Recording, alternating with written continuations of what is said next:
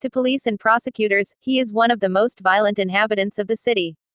In the past 6 years, he has been charged repeatedly with assaults and shootings, including 2 killings and 12 attempted murders. To jurors in 4 trials, he is a man not guilty because police and prosecutors failed to convince them. His name is Solithal DeAndre Thomas. On the street, he's called Itchy Man. He is a startling example of the problems that beset the criminal courts. His case shows how one man, repeatedly indicted for serious crimes, has been freed time after time by faulty and insufficient police investigations, prosecution missteps, and frightened witnesses intimidated into silence by a culture of drugs and violence. He has plenty of company. Between January 1, 1997, and the end of last year, 1,449 people were murdered in Baltimore, and more than 1,000 of those killings went unpunished or resulted in a light sentence for the accused. Indeed, in about half the cases, police couldn't even find anyone to charge. Thomas is also a symptom of a wider problem confronting Baltimore. Freed by a porous judicial system, these men have returned to neighborhoods ravaged by crime and violence for more than a decade.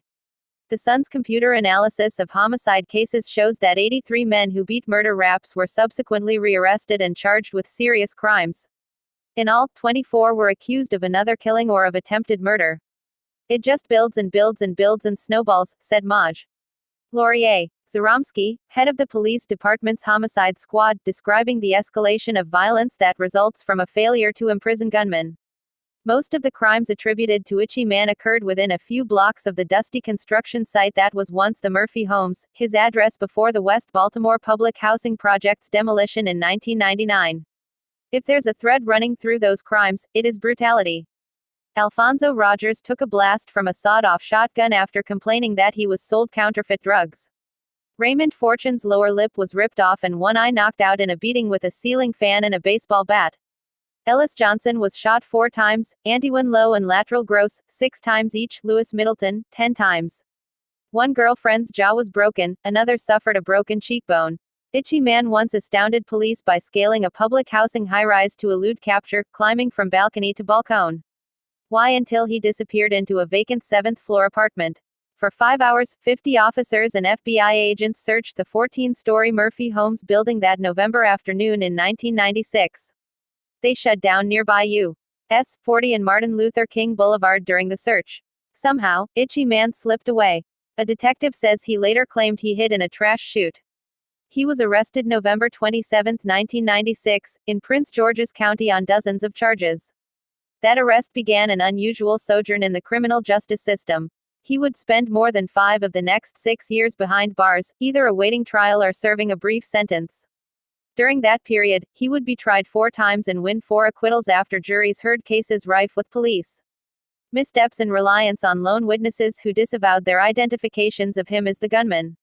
His only conviction came in a January 1998 plea agreement that netted him a brief sentence and flushed away dozens of charges, including 9 attempted murder counts. That deal came 3 months after a jury had quickly acquitted him of attempted murder when Lowe refused to identify Itchy Man as the man who shot him. I've talked to him quite a bit, and I think he's been innocent in every single case, Margaret Mead says of Itchy Man. She's a veteran defense lawyer representing him in his latest encounters with the law. This is a classic case of persecution, not prosecution, she says. Another run-in. By September 1998, Itchy Man was back on the street. It wouldn't be long before he and the police crossed paths again. 2 nights before Christmas, Baltimore was gripped by sub-freezing temperatures and partially paralyzed by light snow, sleet and freezing rain. Ellis Johnson, a lanky 16-year-old, was roaming the 1400 block of Argyle Avenue, around the corner from his home, peddling $5 hits of crack cocaine. Shortly before 9 p.m., he was at the corner of Argyle and Lafayette Avenues when 4 guys approached him. He recognized 3 of them, Itchy Man, Samuel, Sambo, Warren and Carlos Williams, a former classmate at Booker T. Washington Middle School and Itchy Man's nephew. In a taped interview with police, Johnson said Itchy Man grabbed him by the jacket and pressed a gun to the back of his head. The unidentified man went through his pockets and pulled out money. "Yo, he only got $9, Johnson recalled him saying. At that, Johnson added, Itchy Man said, "Where's the stuff?" And said, "Take me where it's at." Single quote. Johnson said he led Itchy Man and Warren halfway up the block to a trash-filled cardboard box on the sidewalk and pulled out a brown paper bag containing about 40 green-top vials of crack cocaine. Ready, he called it.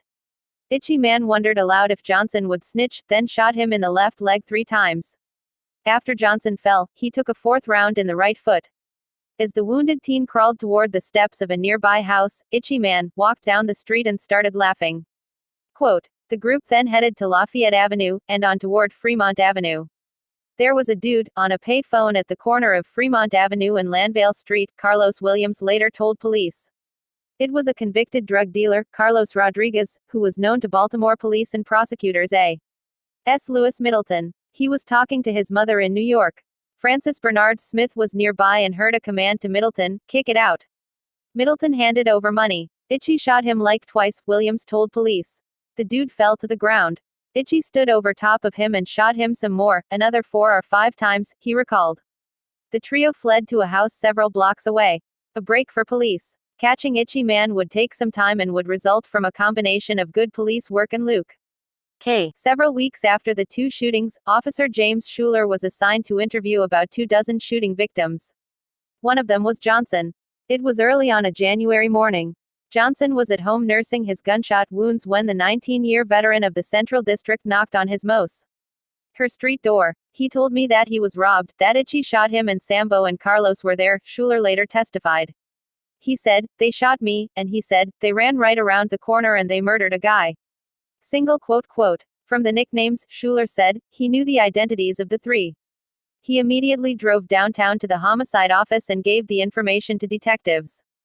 10 days later, Johnson gave a detailed statement to homicide detectives and then picked Itchy Man, Williams and Warren out of photo lineups. The night before that interview, detectives got a break. One of the trio, Williams, was arrested with the gun used in both crimes. He later gave a detailed confession to detectives and identified Itchy Man as the gunman in both crimes. More than a year would pass before the events of December 23, 1998, would be taken before a jury. By then, the seemingly strong case had been sliced and diced, pulled apart and crippled. First came strategic decisions that weakened the case long before a jury was picked. Then evidence problems muddied the waters for jurors. In the end, the 3 were acquitted of all charges. A single trial. Prosecutors planned on a single trial for the shooting of Ellis Johnson and the murder of Lewis Middleton. But Randy Lifson, the prosecutor who handled the case, missed a deadline for seeking a judge's permission for a single trial. While Lifson didn't get a chance to argue for a consolidated trial, 2 judges involved in the case said that mixing the crimes together in a single trial would be prejudicial to the defendants. In an interview, H. Gregory Martin, one of the defense lawyers, nonetheless acknowledged the importance to prosecutors of one trial. There's a better chance of being found guilty if they are tried together, he said. The confession. Some of the most damning evidence came from Itchy Man's nephew Carlos Williams, who was arrested with the murder weapon and said he was present when the shootings occurred. Williams tape recorded a detailed statement. He also put it this way in writing, I Carlos saw Itchy kill a man on Fremont.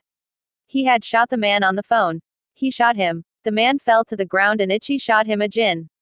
Detective Maurice Moore, the lead police investigator on the case, helped persuade Williams to make his statement. But he knew it wasn't easy for Carlos to turn on his uncle. When Carlos confessed, before he confessed, he told us, if I tell you all this, make sure my uncle goes to jail because he will kill me, Moore said in an interview. The statement was a key development, but to be most effective, Williams would have to repeat it in court under oath. Hoping to ensure that, prosecutors offered him a plea deal. When he refused to plead guilty, prosecutors faced a quandary. To use the confession, they would have had to try Williams first and then call him as a witness, perhaps a hostile one, against Itchy Man and Warren. I can't imagine he was willing to testify against his uncle, Lifson said in an interview. Instead, prosecutors decided to forego the confession and to try the trio together. This left them without an eyewitness to the Middleton murder who could identify the gunman. After looking at the totality of the circumstances and after reviewing the case with my supervisor, the strategic decision was to try all 3 defendants together, said Lifson. That was the strongest case we had. Deputy State's Attorney Haven Kodak would not let Lifson discuss the plea negotiations. Nor would they discuss the detailed analysis that led to the decision to drop the confession. Moore says the lack of a confession sank his case. The biggest part that I think crushed my case was the fact we got a confession from one of the defendants and you can't use it, said Moore, who is now a police department firearms instructor. In general, Circuit Judge John N. Previs says, juries usually don't believe co-defendants. They just tend to not like snitches and not believe snitches, said the veteran of 30 years as a prosecutor and judge. Indeed, 8 months after Itchy Man's acquittal, prosecutor Lifson lost another case when 2 murder defendants made plea deals and testified against a co-defendant, the alleged gunman. The jury took less than an hour to acquit him. The other suspects. Losing the sole eyewitness to the Middleton murder wasn't the only prosecution problem. What initially appeared to be quick police work eventually handed defense lawyers powerful ammunition to argue that police got the wrong guys. Within minutes of the crime, police had briefly detained and questioned 3 other men before concluding that they were not involved. When shots rang out that pre-Christmas night, 2 police officers, Sergeant Michael McDonald and Officer Mark Polk, were in the neighborhood and they quickly drove toward the gunfire. Gary Jones, too, heard the shots from the upstairs of a house nearly a half-block away. He rushed to the fogged-over front window, wiped it clean and looked down the block. He saw his friend Middleton sprawled on the sidewalk under the glow of a streetlight. 4 guys were standing over him. The only way I know it was him by his boots, Jones told police. He charged downstairs and ran to the corner. The 4 guys were gone. The policeman had just pulled up. Jones told them, the dude's done, ran around the corner and should be going down. Arlington. McDonald drove off to search while Polk got descriptions from Jones and broadcast them. 3 blocks away, McDonald spotted 2 men, exactly fitting the description. They were held while police took Jones to eyeball them.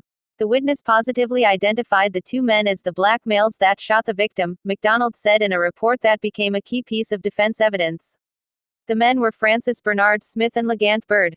They were handcuffed and driven separately to the homicide office at police headquarters. Jones, too, was taken to homicide. There, crime lab technicians photographed all 3 and swabbed their hands for gunshot residue, the microscopic particles that firearms emit when fired. Then, detectives interviewed them. Bird and Smith were treated as suspects. They waived their right to counsel and agreed to talk. They said they had been nearby and fled when shots were fired. For his part, Jones acknowledged that he had not seen the shooting from the house up the street, just the aftermath. I made the determination that he did not identify the shooter, Detective Moore later testified. And, he said he had been told on the night of the murder that, Itchy Man may be involved. In the pre-dawn hours of Christmas Eve, detectives freed Jones, Bird and Smith. Prosecutors did not tell defense lawyers of their role in the investigation until November 1999, nearly 11 months after the crime. At that point, the gunshot residue swabs taken from them on the night of the murder had not been analyzed. When the analysis was completed, it showed that 2 of the 3 men, Jones and one of those he had identified as Middleton's assailants, had the telltale residue on their hands soon after the murder. By this time, Jones was in Georgia, refusing to return to Baltimore. The other 2 could not be found. Defense lawyers were outraged. They claimed that the belated disclosure prevented them from interviewing the 3 or calling them as witnesses. They asked Judge Marcella Holland to dismiss the murder indictments on the grounds that prosecutors had failed to provide promptly, as required, information that might point toward the innocence of defendants. After Lifson argued that the disclosure was timely, if belated, Holland turned them down. Nevertheless, the defense was now armed for a relentless attack on police credibility when the case went before the jury. The first volleys were fired minutes after the murder trial opened on April 20, 2000. Referring to the defendants, Martin, an assistant public defender, told the jurors, the reason these gentlemen are here and the only reason they are here was the delay by the Baltimore City Police in going after the correct people. They had 'em, but because they didn't do what they were supposed to have done, they let 'em go, and now they're nowhere to be found. Added Jay Bonner, Itchy Man's attorney, that is not a good enough reason to put somebody's liberty in jeopardy, because you made a mistake, because you did sloppy police work and you want to cover it up. At the end of the trial, Martin drove home the point, you've spent, ladies and gentlemen, this entire trial focusing on us trying to prove the guilt of 3 gentlemen and the state trying to prove the innocence of those 3 exact G.E.N.T. men. Those 3 gentlemen are Legant Bird, Francis Smith and Gary Jones. The argument resonated with the jury. That was very crucial, said Nancy N. Vaughn, one of the jurors who acquitted the defendants of the Middleton murder. We just couldn't get over the thing that they had arrested someone for this murder, found gun residue on his hands, then let him go, she said in an interview. Our feeling was that it made them look so bad, they had to do something. Quote, victim changes his story. Relying on Ellis Johnson to identify his assailants also turned into a major problem for the prosecution. Long before the attempted murder trial began on May 18, 2000, Johnson had given police two versions of the robbery. On the night of the shooting, he said a lone black male in an army jacket had robbed him of $175. There was no mention of selling drugs. The next month, Johnson told police that Itchy Man, Warren and Williams robbed and shot him. When the case went to trial, he changed his story yet again, saying he had made a mistake in the taped interview and photo identifications. That kid was scared, Lifson, the prosecutor, said in an interview. The various versions allowed defense attorneys to cast doubt on Johnson's identification of the defendants. The jury also heard starkly different descriptions of the day Johnson spent at the homicide office when he taped his account of the shooting and picked the defendants out of photo lineups. Detective Moore said he was cooperative. His demeanor was upbeat, Moore testified. He appeared to be happy-go-lucky, as if he wanted to be there. We openly joked to one another. He never complained about anything. He was like a dictionary almost. He just spit the information out with no problem. There was no duress. He just wanted to tell us. Johnson had a different story. He testified that he was forced to go to homicide and to identify Itchy Man, Williams and Warren. I told them I ain't want to go, he testified, saying he went because he feared arrest. They was trying to make me do something I didn't want to do, he testified. They was telling me what to write. Quote, Johnson testified, I told them somebody named Itchy Man robbed me. It was a mistake. His mother testified he was taken to headquarters over her objections. They was going to lock him up, said Deborah Kalaman.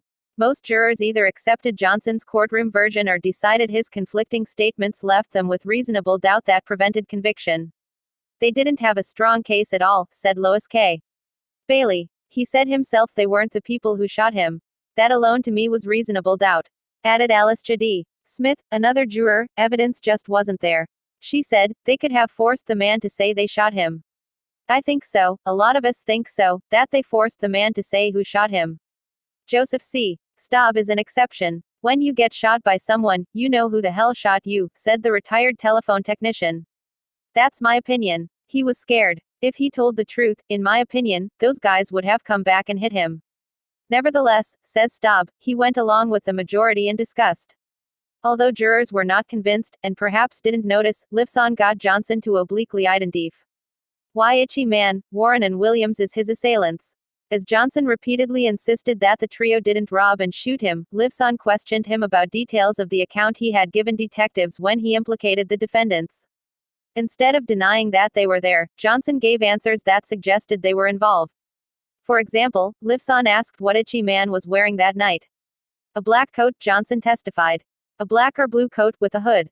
5 minutes later, Johnson again said that the defendants weren't the men who approached him that night. Lifson asked, where was Sambo when Itchy Man grabbed your jacket and robbed you? I don't know, Johnson replied. I don't remember. And, she asked, did you hear what Sambo said to Itchy Man? No, Johnson responded. One person in the courtroom noticed the discrepancies, the judge. He really sort of gave himself away, Judge Holland remarked during a whispered bench conference that jurors could not hear. He would identify them as he would go along and continue in his narration with what they did. In the end, it didn't matter. The gun and fingerprints. With the Williams confession gone and Johnson's identification shaky, prosecutors still had the murder weapon as evidence. But that, too, was problematic. 3 tactical officers looking for high-risk guns had encountered Carlos Williams on Pennsylvania Avenue 4 weeks after the 2 crimes. He ran and dropped a loaded Taurus 9 semi-automatic handgun that, he later told detectives, Itchy Man had asked him to hold WHI. He and Warren sold drugs. Officer Robert Taylor testified at the attempted murder trial that he had seen Williams pull the gun from his waist before discarding it. Williams was charged with possession of a handgun without a permit, a charge prosecutors would shelve months before the trials. The gun was submitted to the crime lab, which routinely test fires seized weapons to compare the distinctive marks the firearm leaves on shell casings with shells collected at crime scenes. The tests matched the Taurus 9 to the casings collected at the Middleton murder and Johnson shooting scenes. But defense attorneys turned the seizure of the gun against the police, using their failure to order a fingerprint check of the weapon to discredit their work. Ask yourself why the state has not done anything to explain to you why there's no testing of this gun to see if Mr. Williams' fingerprints are even on it, defense attorney Jonathan Van Hoven said in closing arguments at the murder trial, where there had been no testimony about fingerprints. Several weeks later, at the trial for the shooting of Ellis Johnson, police were questioned about the failure to have the gun checked for prints. "I was given no instruction to do so and I didn't see any reason to do it," said Officer Taylor, who had turned in the gun at headquarters. He was not asked why he saw no reason to ask for prints. Officer Michael Kirshner, his partner, testified that he had made hundreds of handgun arrests and usually didn't ask for a fingerprint check. "It's very hard to get a print off the handle of a weapon," he added. On cross-examination, Kirshner was forced to concede that there were several smooth surfaces on the Taurus 9 that would yield prints. "They should have fingerprinted the gun," said Carol Anderson Ostra, a juror in the first trial. "Experts agree. I would fingerprint just as a matter of procedure," said Arthur E. Westveer, a retired Baltimore police lieutenant who was once a homicide squad supervisor and now teaches a graduate-level course on death investigations at the FBI Academy. "That should be done all the time," added Judge Previs, a former prosecutor and veteran of 16 years on the bench. "Jurors want fingerprints the way people want good schools and no taxes." Police Commissioner Edward T. Norris has another view. "We get fingerprints in 2% of the things that are dusted. So sometimes, if something is seen in someone's possession, you've got the guy with the gun in his belt and you're a witness, you pull it out, you safeguard it, you testify you saw it in his waistband and you don't fingerprint it," he said in an interview. "By checking for fingerprints," he added, "police run the risk that the only prints on the gun will turn out to belong to an officer." Officer Taylor explained in a letter to The Sun why he didn't ask for a fingerprint check on the gun taken from Will Williams. "In my experience, fingerprinting a firearm or any other evidence is to identify an unknown suspect involved in criminal activity. There was no question who had the gun on that night." Prosecutors acknowledge the risk in checking for prints. Nevertheless, Paige Kreuter, a veteran Baltimore prosecutor, had a brief answer when asked what prosecutors would prefer police to do: dust the gun. "In the end, the jury gave no weight to the seizure of the gun," said juror Valerie Mason. Echoing a defense argument, she speculated that Williams could have obtained the gun after the shooting. "I'm not a criminal, but why would you keep a gun if you used it in a crime?" she said in an interview. Police reports. The failure of police officers to record key details of their investigation in official reports, and the failure of an officer to remember a report she had written, also weakened the state's case. The first witness called to the stand in the trial involving Lewis Middleton's murder was Western District Officer Jeanette Smith. She had been dispatched to the scene that pre-Christmas night 16 months earlier. Under cross-examination, she was asked if she had talked to a William Daniel Hayes, a man whose name never came up again at the trial. She said she could not recall. Martin, the defense attorney, then showed her a report that said she had driven Hayes to police headquarters. "This is a report that I wrote. That is my handwriting," Smith testified. But she still could not recall Hayes or even writing the report. "That was the big thing, one of those big things," said Anderson Ostra, one of the jurors. "Another loose string instead of having things nailed down." In a recent interview, Smith said that before testifying, she routinely reviews copies of reports that she has, but that she didn't have a copy of the Hayes report. Asked what training she had received regarding preparation for trial, Smith, a 6-year veteran, responded, "It's been so long, I don't recall." In another instance, Officer Kirshner testified that when he and 2 colleagues arrested Carlos Williams with the Taurus 9, Itchy Man and Warren were NEA RBY and asked why their friend was being locked up. Bonner, Itchy Man's attorney, sought to distance her client from the gun. She latched onto the official report of the incident, written by Officer Taylor. It didn't mention that Itchy Man and Warren were nearby as Kirshner had testified. "Why?" Bonner asked rhetorically. "Because it didn't happen." In an interview, Kirshner said he had no idea that the 3 men and the gun would be tied to 2 crimes. "If that had been the case, we would have put them in the report," he said. "We just thought they were spectators standing there. There were probably 15 other people there, too." Even Ellis Johnson's crucial identification of Itchy Man, Warren and Williams as his assailants was undermined because P. Olis failed to write a report about that key development in the case. In the middle of the attempted murder trial, Judge Holland held a special hearing so skeptical defense lawyers could grill Officer Schuler about Johnson's identification of his assailants. The jury was not in the courtroom. When Schuler testified that Johnson had given him the names of the 3 defendants, the lawyers demanded documentation. I actually wrote no reports or no interoffice memos or anything, Schuler testified, saying that Johnson was one of 15 to 20 shooting victims he was told to interview. 2 days later, in front of the jury, Schuler was allowed to testify that Johnson had named his assailants, but Holland barred him from repeating the names. He was not asked if he had written a report or had made notes. Nevertheless, Bonner told jurors in closing arguments, there's a reason why he claims he doesn't have notes, because those notes say something that they don't want you to know. With the evidence in tatters, Itchy Man and his co-defendants were acquitted of all charges. Assault charges. By the summer of 2000, Itchy Man had put the most serious charges behind him. But he still faced accusations of assaulting 2 women who, according to court records, are mothers of his children. Lakeisha Berry's jaw was broken January 22, 1999, about 24 hours after Carlos Williams was arrested with the Taurus 9. Terrell Monique Moses was choked into unconsciousness and suffered a broken cheekbone 6 days later. On August 18, 2000, Itchy Man was brought to trial on those charges. The women were not there, and Lifson, the prosecutor, told Judge Holland they could not be found. So, the cases were shelved and Itchy Man was released. The next month, Detective John Riddick found Berry. In a sworn affidavit, he said that she and Itchy Man were living together on Woodbrook Avenue near and that Itchy Man's name, DeAndre Thomas, was on the mailbox. At the time, Riddick was investigating the murder of Lateral Gross, 21, who had been ambushed and shot a half-dozen times on Sept. 9, 2000. Itchy Man and another man were charged with the murder after the victim's cousin told police that he had seen them kill Gross.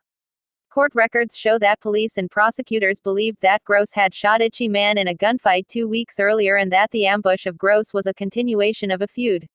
Itchy Man had walked into the emergency room at Maryland Shock Trauma Center the night of August 24, 2000, with a grazed bullet wound of the chest, claiming he didn't know who shot him at the corner of Pennsylvania Avenue and Martin Luther King Boulevard.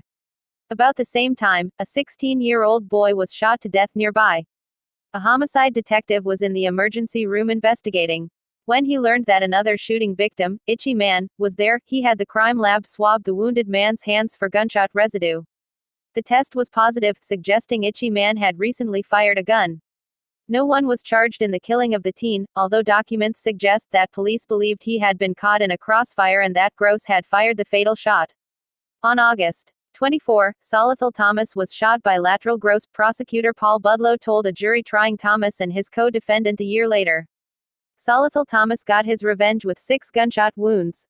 At the trial, Gross' cousin who had named Itchy Man changed his story, leaving the prosecution with who to witness or physical evidence to tie them to the murder.